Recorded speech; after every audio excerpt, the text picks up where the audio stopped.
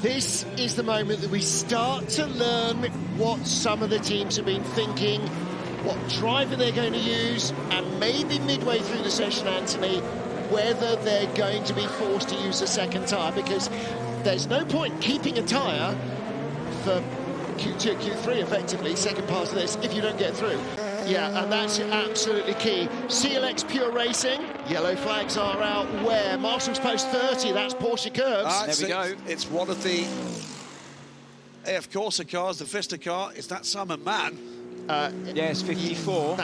That's not Simon Mann, that's the other car then. Simon Mann's in 21, so who's in 54? Francesco Castellacci. Okay. Castellacci. Red flag. Red flag. And that is the end of the 54 cars' attempt to get through. So they will be 12th place on the grid. And this is the moment where he spins around. Such an experienced driver as well, is Castellacci, and familiar with that car and this track. He's kept it going, but then... bogged in. Actually, let's see. So... We lose signal there, of course. That's an odd spin, you know. It's almost like the old compression is still there. Tearing down towards the Porsche Curves for what will be the penultimate time for them in this session. And you can see, and there's a trouble. stopped car. Now, there's the danger for Nick Yellerly. Yeah, I was just going to say, you know, you said, in fact, the 59 car is, that's 95, isn't it, off the track. Down at the first chicane. And 1.5 minutes to go still. He gets another lap, but that was really nicely taken through the forward chicane. A lovely clean exit as well. 3:36, the fastest lap we've got in this session, and he goes first, 12th to fastest. First. Not far away. 8th is what you're looking for. P10 at the moment. It's all boiled down after these two personal best sectors. It all boils down to this final chicane with 5 seconds still to go. Does he get through for another lap? No, he doesn't. This is it for Pile, 10th at the moment, and he goes 6th. Will that be enough? Pile goes 6th. Sebastian Alvarez finishes the session in 7th. Novalak now, P10. What can he do as he comes up to the line? Pereira's out. Pereira is out. 9th, no better than 9th. 4th for TDS Clement Novalak, so they bumped out the 45 of Algarve Pro. Tristan Vautier. And 45 Last chance saloon. Vautier down in 11th. He's on track to be able to do this. Could do. And what about 25? P6. He's in, and Edex Sports number 28 is out. What about RRM Sport? Do they stay in? Lorenzo Flutzer. It's done. 12th place. It's done. It's the 28, the 45, the 48, and the 25 are out of Hyperpole 2. And in LMGT3, Zigo Tempesta on the bubble. So... no, only 2 yellow sectors here. Yeah, Gianmarco Leverato in 9th place. Not a better lap for him. That's not going to help. And in fact, he's We need to be looking pitting. at the GTs here. Yeah, we are looking at the GTs. Leverato has pitted, so he's bailed on that one. So who's got a quicker lap going in LMGT3? It's done. It's done because Sebastian Boe has done track limits on the 2nd sector. 88 will be no better than 9th. And the 59, which is the only other car that's mobile, that's in the drop zone, has done track limits on this lap. He's given it everything he can. He might well just grab this at the... We hadn't even noticed he'd restarted the session. No. But he might just grab this from Chris Rocket at the death here, you know, and that would be a major plus for United Autosports. It's been a legal lap so far. Throws it over those curbs in the forward chicane, giving it absolutely everything he can. I think he hasn't got the tyres left that he would have wanted, but he comes up to the line to go 8! And he's in! Unbelievable! Fantastic stuff. Brilliant drive there'll be a story to tell, won't there, from Sean Galale as to what on earth happened at the exit of the first chicane. Rejoined the train, completed that lap. Right, we didn't off see him at do your it. peril. Again, the Corvette used their highest ranked driver. Here comes the doctor. House call. Get out. Get out. Did he actually say that? He did, didn't he? He genuinely said, get out. But Hanley pushing all he can through the Porsche curves. Can he hang on to that 5.5 to 6/10 up on the best time set so far? We'll tell you there'll be no improvement on this lap from Valentino Rossi. Track limits in Sector 2 has ruined that one for him, but here they come to complete the push lap for LMP2. Hanley is going to be 700 ahead of AO by TF's Louis Delatraz at the end of sector 2. He comes to the line. It should be the fastest lap. It is. What's Delatraz got? How close is he going to be? Does he go quicker? Doesn't do it. It is Hanley who takes that. Watch Besh. Matthias Besh. Matthias Besh currently in 5th place. So close, second 22 place. thousandths. He splits Louis Delatraz off the front row. Mattia Drudy, fastest at the moment. At the bottom of the screen, bottom left, Tom Dillman. You can see how close it is, and he does it for now. A tenth and a bit up. 12 hundredths of a second. Ben Hanley second. Matthias Besh in 3rd place. A minute and a half to go. They're still going. They are still going. 7, maybe Delatraz. Maybe Delatraz will as well. But the tyres are gone. 3, 2, 1. Ben Hanley second fastest, Louis Delatraz 4th quickest. Checkered flag is out for Matteo Vaxivier and Pietro Fittipaldi. Watch for Matthias Besh. He goes to the top. It's a 3:35.0. He's a quarter of a second up. What a lap! Finally puts that final sector together. And what the time to do it in. And is it going to be everything pole? through karting, everything. You might as well take the risks now, Louis. We head down towards the forward chicane. All eyes on him. He's the only car at speed on track. Ben Hanley, United Autosport, yet to take the flag. Can Delatraz grab 2nd place from 43 into Europole? What a great final corner. How close is he? No, He gains a place, 3500s, but he moves up to 3rd ahead of Ben Hanley. But it is pole for TDS, VDS, Panis. What a big moment. It's the TDS 29. That's the crew as well for the 48. All TDS staff here celebrating. What a lap from Matthias Besh. It really what was. a lap. Hypercar, Hyperpole, session 1 is underway at Le Mans. 15 cars, 20 minutes, top 10 go through into the shootout for pole. And it can't be the same driver in both sessions. Riding on board momentarily with Alessandro Pierguidi in the number 51 Ferrari, 13th at the moment as he heads towards the line. P7 for him, maybe would have expected a little bit more from the Ferrari. We've seen such great pace from it all season so far. Drops the 83 into the drop zone. 7.5 minutes to go in this session. And stories still to be written here for sure. Who's going to get it right? Is anybody going to get it very wrong? Because if someone does, that can drastically affect the fortunes of others. 10 cars stopping for fresh tyres. Ignore everything that's on screen at the moment and reset. It's almost like we've had a red flag and we start again with nobody having any times.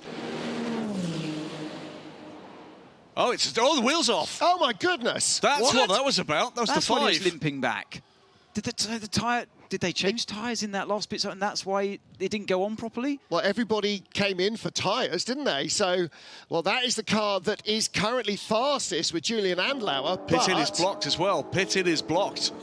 Yeah, you can drive round the tyre, though, and nobody's going to need to stop. It's only 2 minutes on the clock. Well, that's Yaya If you've got yellows for it. If that was an intentionally slow lap by Yaya Fei, and now you've got a yellow flag there. He might have been completely kiboshed.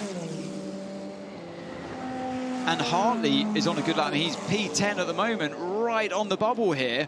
83, Yaya Fei, not going quickly and also holding up the Cadillac right behind him. And that is going to really annoy Will Stevens because they're 12th and 13th. Stevens on a better lap. And he goes fastest of all for Caddy. And Ye does not improve. What is going on with the 83 Ferrari? On board with Brendan Hartley, who's now been bounced out. Top 5 cars, 5 different makes. 40 seconds to go on the clock. What about Brendan Hartley? He's right there. Really important last couple of corners coming up for the Toyota driver, car number 8. All his teammates will be willing him on. 25 seconds still to go. He will get another lap here, though, for Brendan Hartley. From 12th to 1st. No, Alpine, yes, he goes 2nd. Alpine go 1st, 36.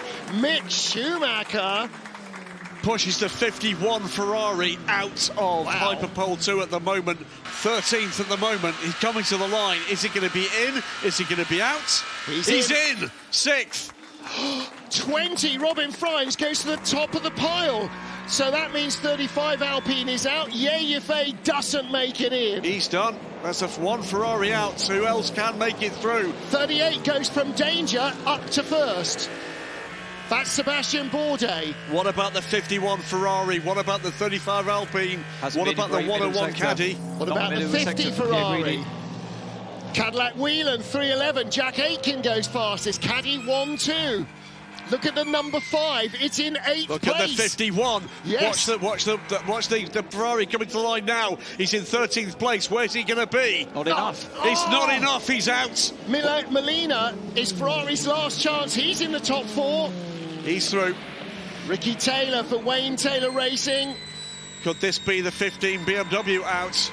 Lap cancel for track limits. Done. Oh, trouble for the Tota. No, Sebastian Buemi's binned it off in the gravel. And that's all. There's that 311 that just went by. And there's more to come. We know from this session. Here comes Fuoco in the 50 Ferrari. Really on the limit through the 4 chicane, as you'd expect from Fuoco. What can he do? Half a second up in the middle sector. And at top of the pile by 3/10. Alex Lynn was up as well. He comes across the line fastest. Mathieu Jaminet quietly going about his business. Jaminet's on a flyer here. Top of the pile, what about Nick Tandy? That's second fastest. Porsche 1-2. Hello. Jaminet starting this second lap, opening up like he means business. Here's a look at Buemi as he turns in, just goes out of script and has that huge lockup. Reminiscent of what we saw from the BMW, but even more so. It looked like was it right front or right rear? Oh, as soon as he touched the brakes, had nothing there on that right front, and I wonder if that must have been the one that had the puncture before even committing to the corner. But he did find a couple of tenths in the final sector of the last lap, Alex Lynn. It might still be in the balance. Mathieu Jaminet, has he got anything left to show? I don't think so. Sheldon van der Linde, track limits on this lap as well. That was absolutely on the limit there from Lynn. It's such a hard corner to slide the car like he did. There was nothing left. How close was he to the tyre wall on the exit? I think he was on the inside of it. I thought he was going to hit it there. That was some epic driving through Indianapolis. You rarely see a car move around like that before the corner and on the exit as well. He's going to have to scrape back time because he's lost time in the middle sector again to the delta of Mathieu Jaminet. Still sits in pole position. But I think this is where the Cadillac's mightily strong through this third sector. He did it last lap with a poorer middle sector. He improved his position to split the Porsches. He's up still on his previous lap, so this is his best personal lap coming up. Is it going to be enough? It might just be enough to put Cadillac on pole. They first came here in 1950. It's now 2025. Nice exit. Is this going to be enough to take pole? It is! The fastest lap so far. But what about Fred Makovici? How's he going to move up? Felipe Drukovic moves up 1 to 7th. And that puts him ahead of Earl Bamber and Fred Mako. A massive third sector from Alex Lynn. Let's watch who's next through. Drukovic. Yeah, he's already crossed the line. Antonio Fuoco for Ferrari. This is close. 5,000's in it. Oh, a little bit wide in the previous corner to karting just there, but he's on the limit through karting as well. He's flat out before the apex. The car really complaining on throttle. He just darts the car into the 4 chicane as well. Fuoco at his absolute best. He'll take the checkered flag. He'll be the first car to the line. It's his last gasp effort. Is he going to take pole position for Ferrari? Last year's winning team. Lose it through the last sector. Doesn't take it. Watch Fred Makovici. Can he do this? He's not done it. It's a poor third sector for the 36 But car. watch Bamber. Here he comes, the other Jota Caddy. Well, this could be Caddy 1-2. It could be Jota 1-2. And again, the final sector. Now I Has winced been there. really Vantor good. 2. Watch for Dries Vantor as well. Oh, wow. Here comes Earl Bamber. Earl Bamber coming to the line. Second place It's by 1-2. 1600ths. Where is Vantor? Vantor. Don't celebrate yet. Made that mistake last year. Don't celebrate yet. Dries Van Tor is going to be very close indeed. If he can find pace in the final sector like the caddies. Well, Sebastian Bourdais' dad, he was smiling at this time last year, and it was Kevin Estre that broke their hearts. We didn't think BMW had the pace, but this lap has been absolutely epic from Dries Van Tor, and everyone will be watching this one. Has he got it? Hasn't he got it? How Coming close? Look good there. Cadillac or BMW? Cadillac have never started on pole. A fourth place, a great run from Dries Van Tor. It is a front row lockout. 75 years after their debut, Cadillac take their first ever Le Mans pole position, and it's a Hertz Team Jota 1-2. With the switch to Cadillac, Jota chose to split Alex Lynn and Earl Bamber, and they will form the 1-2 on the grid. Tell you what, the 2025 24 Hours of Le Mans. I want to see that. I want to see that Indianapolis section on board again. Actually, I want to see his whole lap from on board. Look at the emotion. Amazing stuff. Well done, Alex. What a lap. And there is the result of qualifying for Hypercar. After Hyperpole, it is a Caddy 1-2. Porsche 3rd and 5th, BMW 4th and 6th. They would have paid good money for that, I think, both of those teams earlier in the week. And then the best of the Ferraris in 7th, ahead of the 3rd Caddy that made it through into Hypercar. Outside the 10, 51 Ferrari and the 83 car.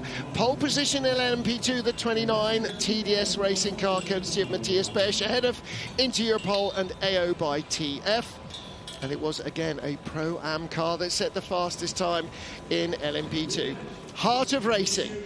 It is the Aston Martin that claims pole position in LMGT3 ahead of the 21 Ferrari, the points leaders, and an epic drive by Valentino Rossi to take on all the pros and still come out 3rd fastest in Hyperpole.